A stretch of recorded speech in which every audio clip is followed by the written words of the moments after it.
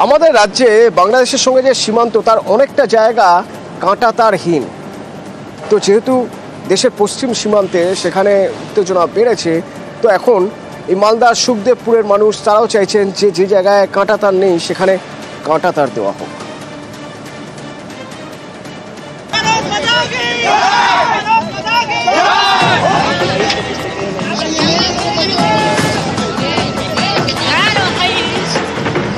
মালদার কালিয়াচকের সুখদেবপুর একেবারে ভারত বাংলাদেশ সীমান্তে। গত জানুয়ারিতে এখানে কাঁটা তারের বেড়া দেওয়ার কাজ শুরু করে বিএসএফ। সেই কাজে বাধা দেয় বাংলাদেশের সীমান্ত রক্ষা বাহিনী। বর্ডার গার্ড বাংলাদেশের জওয়ানদের বাধায় কাঁটা তারের বেড়া দেওয়া যায়নি। ভারতীয় ভূখণ্ডে বেড়া তৈরির কাজে বাধা দিয়েছে বাংলাদেশ। গত জানুয়ারি মাস থেকেই এই কাজ ঝুলে রয়েছে।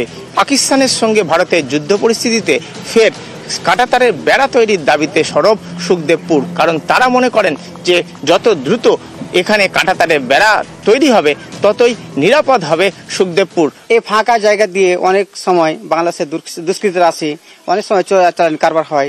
এখন বর্তমানে যে সিচুয়েশন, এই পাকিস্তানি জঙ্গিরা এখান থেকে প্রবেশ করতে পারে। তার জন্য চাইছি যে ফাঁকা জায়গাটা তার বেড়া হয়ে গেলে আমরা শান্তিতে বাস করবো।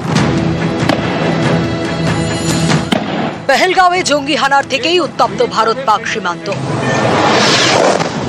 দেশের পশ্চিম প্রান্তে উত্তেজনা আর পূর্ব প্রান্তে বাংলাদেশ সীমান্তে উদ্বেগ। গত অগস্টে বাংলাদেশে হাসিনা সরকারের পতনের পর থেকে কাছাকাছি এসেছে ঢাকা ইসলামাবাদ। এবার ভারত বিরোধিতায় বাংলাদেশের জমি ব্যবহার করবে না তো পাকিস্তান, চিন্তায় মালদার সুখদেবপুর। পাকিস্তান আর ভারতের সঙ্গে যে যুদ্ধটা চলছে আমরা সুরক্ষিত থাকতে চাই, ওরা যদি থাকতে দেবে না আমাদেরকে। এই জন্য আমরা বলছি যে কি তাড়াতাড়ি সরকারকে যেন এই তার বেড়াটা ইতিমধ্যে হয়ে যায়, হলে ভালো আমাদের। ওরা এখনো তো আসতে পারে, আমাদের তার বেড়া টপকে আসতে পারে বাংলাদেশি আতঙ্কবাদী। এই যে এত উত্তপ্ত হয়ে আছে বর্ডার, যে তার বেড়াটা হয়ে যায় তো আমরা তো সুরক্ষিত থাকবো। মালদার সুখদেবপুরে 1200 মিটার সীমান্তে কাঁটাতার নেই। প্রায় 2 দশক আগে মালদায় কাঁটাতার বসানোর কাজ শুরু হয়, কিন্তু সীমান্তে মরাগঙ্গা নদী থাকায় 1200 মিটার এখনো কাঁটাতারহীন। সীমান্ত পেরিয়ে মাঝে মধ্যেই ভারতে ঢুকে পড়ে বাংলাদেশি দুষ্কৃতীরা। ফসল লুট করে নিয়ে যায়, চোরা চালানো চলে। সারাক্ষণই আতঙ্কে থাকে সুখদেবপুর। ভারত পাক সীমান্তে উত্তেজনা বাড়ায় সুখদেবপুরেও আতঙ্ক বেড়েছে। পাকিস্তানের যুদ্ধ থেকে একটু আতঙ্ক আছে, কখন কি হবে না হবে বলা যাবে না। পাকিস্তান বাংলাদেশের সম্পর্ক ভালো এখন? হ্যাঁ, এখন সম্পর্ক ভালোই। বাংলাদেশিদের উৎপাত আছে এখানে? হ্যাঁ, বাংলাদেশের উৎপাত আছে, না থাকা না। চোরাচালান হয়? চোরাচালান ভালোই হয়। গরিব মানুষ যদি বম বাস করে দেয় কোথায় থাকবো? আমরা চাষের তারপরটাও দিয়ে চলে যাব। আমাদের জমি জায়গা আছে, আধার কার্ড দিয়ে যাই। সীমান্তবর্তী গ্রামে ফেন্সিং নেই, বিএসএফ এর কড়া নজরদারি আছে। এখন তা আরো জোরালো হয়েছে। বিএসএফ এখন বেড়ে গেছে, বর্ডারের লাইট টাইট সব খুব সুন্দরভাবে দিয়েছে, যেন পারাপার হলে সব দেখতে পাবে পরিষ্কার। তো ওদের যদি কোনো অসুবিধা হলে আমরাও বিএসএফ এর সাথে আছি, বা কোনো গন্ডগোল হলে আমরাও বিএসএফ এর সাথে সহযোগিতা করি। সুখদেবপুরে কিন্তু এই মুহূর্তে ফের জোরদার মানুষ দাবি তুলছেন। তারা বলছেন এখানে কাঁটাতারের বেড়া দেওয়ার কাজ অবিলম্বে শুরু এবং শেষ করতে হবে। ক্যামেরায় পিন্টু সরকারের সঙ্গে সেবক দেব Sharma, news 18 Bangla, Sukhdevpur.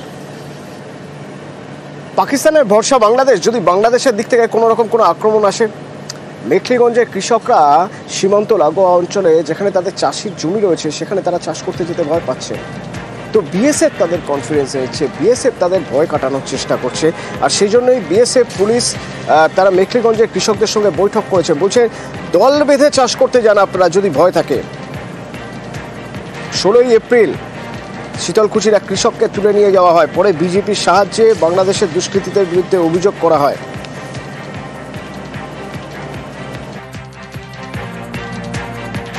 Awareness programme আমরা করছি যৌথভাবে, বিএসএফ থাকছে, আমরা থাকছি, আমার সুপিরিয়ররা আসছেন।